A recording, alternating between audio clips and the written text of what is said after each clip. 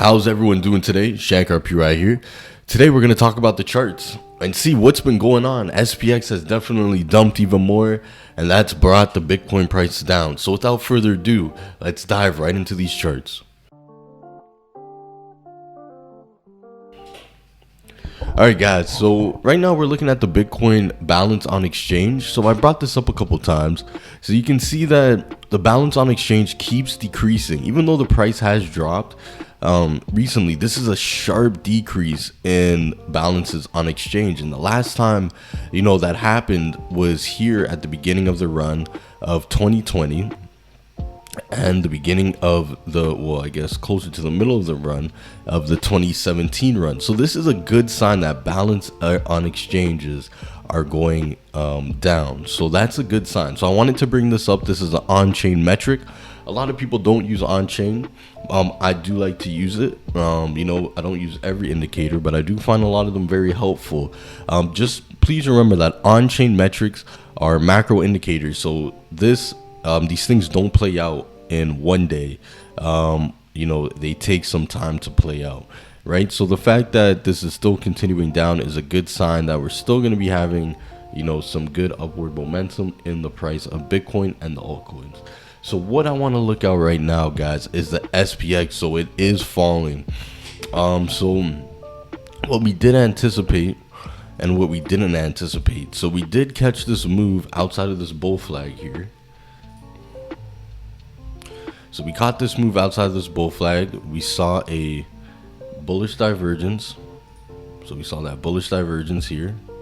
All right, so we saw that bullish divergence. We broke out, and what we were anticipating was actually for us to get up higher and start making a higher high and continue for the last leg of this bull run. But what happened was the Fed, we had that meeting, and again we also got rejected off the 200-day moving average there. So you can see the 200-day moving average got rejected, and we are coming down to support zones. So we have support zones all the way down here.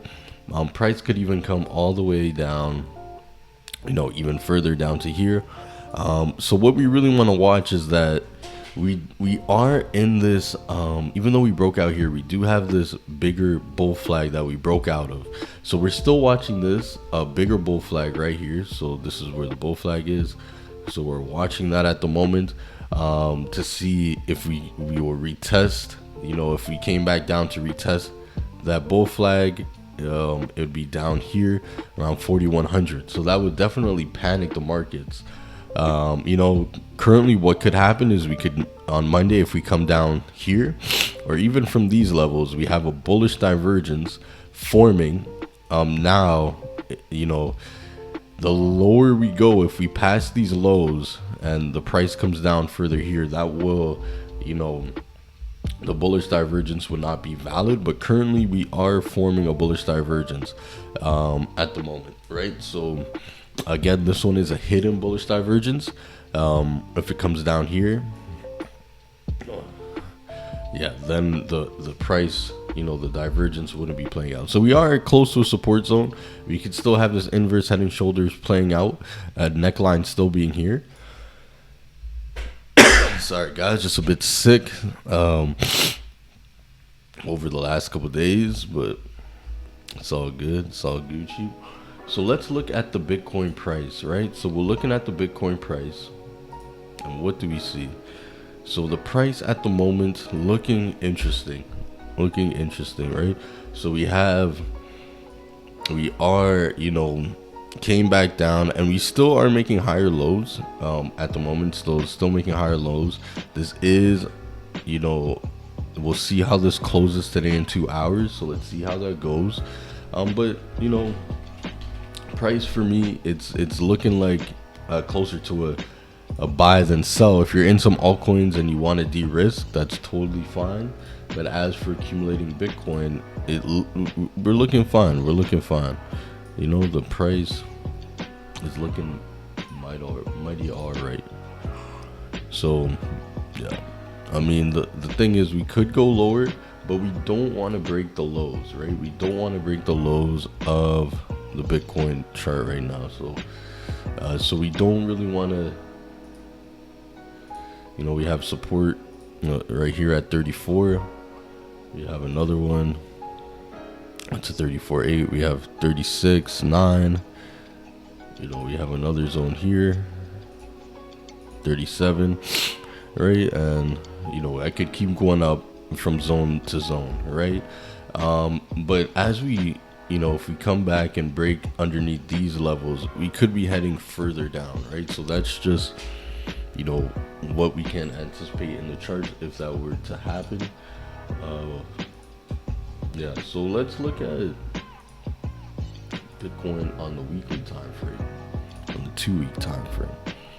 So actually, I'll bring out the BLX.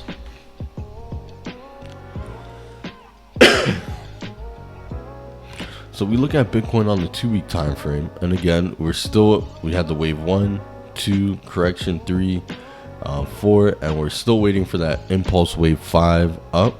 So we're still anticipating that wave, right? So not much has changed. We're still waiting for that wave.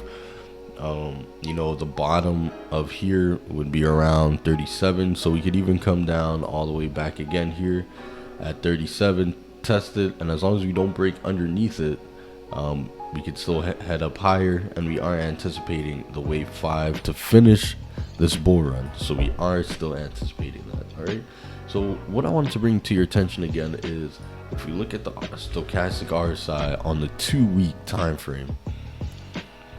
So we look at the stochastic RSI on the 2-week time frame. So we have 2 days and 3 hours for this to be closed. And so with stochastic RSI, especially on these time frames, I really like to wait until we get into the 20 zone. So we're almost there. And normally, so let me show you right here. Normally, anytime we cross over, get into the 20 zone, especially, you know, on the 2-week, we normally do have a pump. So we had a pump here, but we did actually come back down. This was a 19 crash, crossed over again, and we had our massive rally.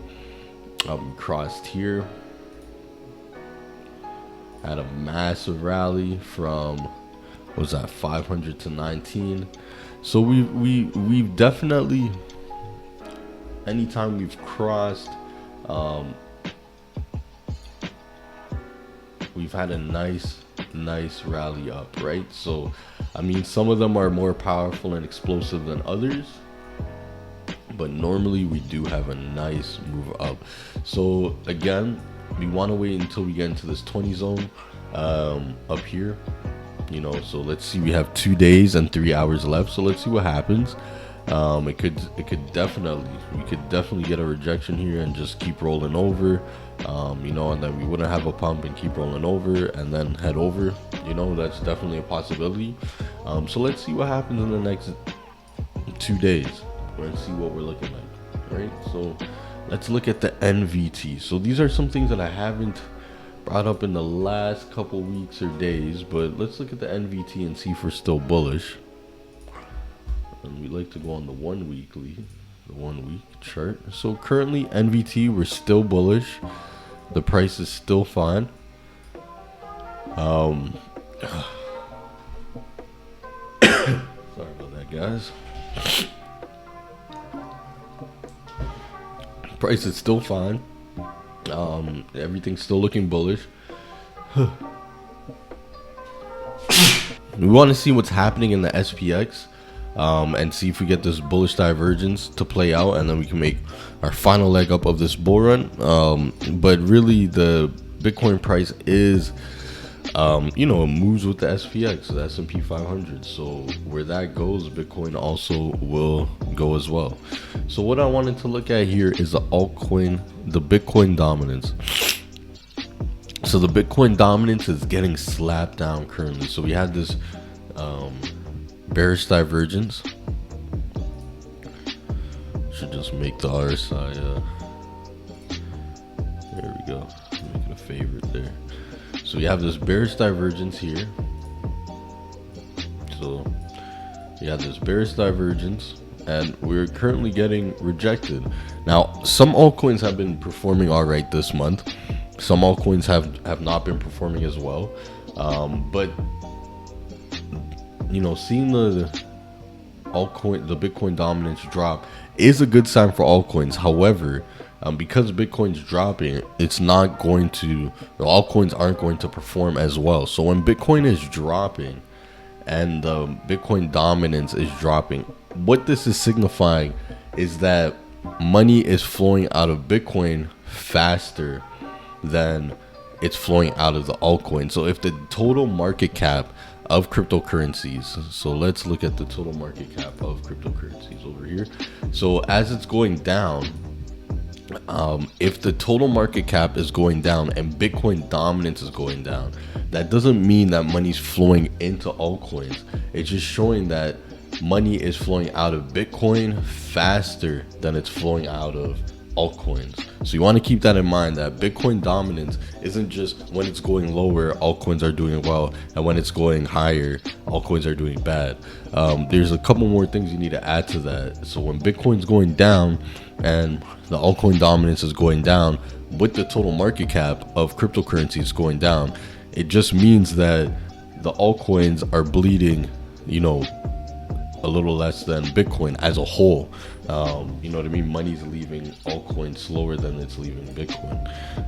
But as per individual alt, normally when Bitcoin goes down 2%, your altcoins will go down 18%. Just a little, you know, maybe not 18, but they go down a lot.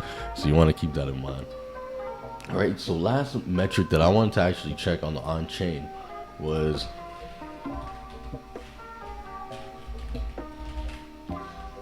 we look here and we look at the hash ribbon. So let's look at the hash ribbon.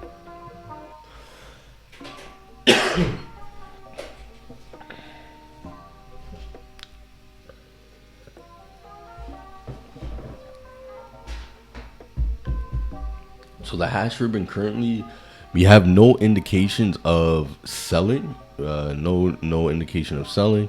Normally, you know, the ribbons touch, we're gonna have a sell-off, or we are in a sell-off stage. So we had right here the hash ribbons touch, time to accumulate, and then you know, we came up, but now we're back down here at these levels.